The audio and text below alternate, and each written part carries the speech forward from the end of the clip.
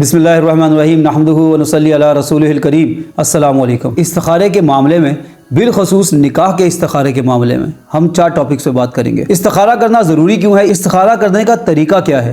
استخارے کے رزلٹ کو کیسے اخذ کیا جائے، کیسے انٹرپریٹ کیا جائے؟ اور ہم نے استخارہ کر لیا، ہمارے خیال میں بہتر تھا، آگے آنے والے حالات میں ہم نے دیکھا کہ ہمارا نقصان ہو گیا، تو یہ کیوں ہوا؟ تو سب سے پہلے استخارے کی اہمیت۔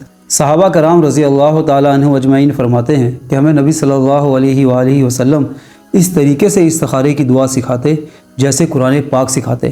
ہمیں اس سے 2 چیزیں پتہ چلتی ہیں، ایک کہ یہ اللہ تعالیٰ کا اور نبی صلی اللہ علیہ وآلہ وسلم کا حکم ہے، دوسرا اس کے الفاظ انتہائی ضروری ہیں، تو اس کی دعا کو سیکھا جائے اور انہی الفاظ سے دعا مانگی جائے۔ دوسری وجہ ہے انسان کی لیمیٹیشنز، اسی وجہ سے ہمیں مشورے کا حکم ہے، پر مشورہ کرنے کے بعد بھی یہ لیمیٹیشنز ختم نہیں ہوتی۔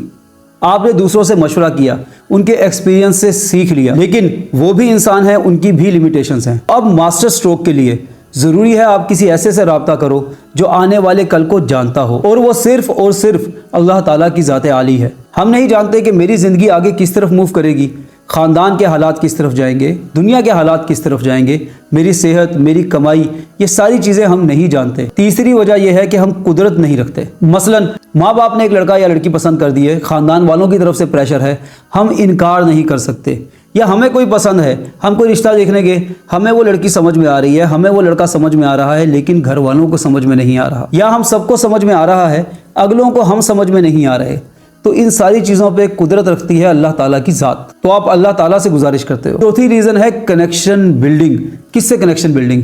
اللہ تعالیٰ سے اپنے تعلق کو مضبوط بنانا۔ ہر چیز انسان کو پریکٹس سے آتی ہے، مشق سے آتی ہے، تو جب آپ زندگی کے ہر کام میں اللہ تعالیٰ سے مشورہ کرتے ہو تو آپ کو اللہ تعالیٰ سے بات کرنے کی عادت پڑتی ہے، اور بار بار جب ہر چیز میں استخارہ کیا جا رہا ہے تو آپ کا وہ کنیکشن سٹرونگ ہوتا جائے گا۔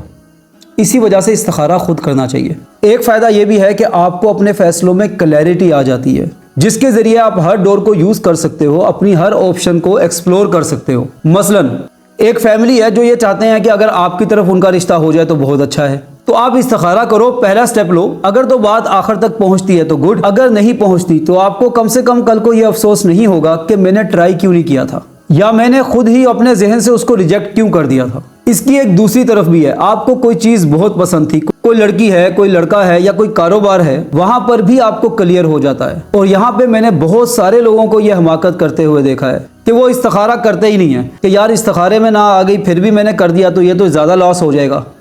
تو بھائی جب استخارے میں نہ آئے گی وہ کام ہی نہیں ہوگا۔ اسلام یہ کہتا ہے کہ زیادہ استاد نہیں بنو، یہ عقل کا پہلا دروازہ ہے کہ میری لیمیٹیشنز ہیں، مجھے کسی دوسرے سے مشورہ کر لینا چاہیے۔ اور استخارے سے آپ کو ایک فائدہ یہ ہوتا ہے کہ آپ میں شکر پیدا ہو جاتا ہے، آپ اللہ کی رضا پہ راضی ہو جاتے ہو۔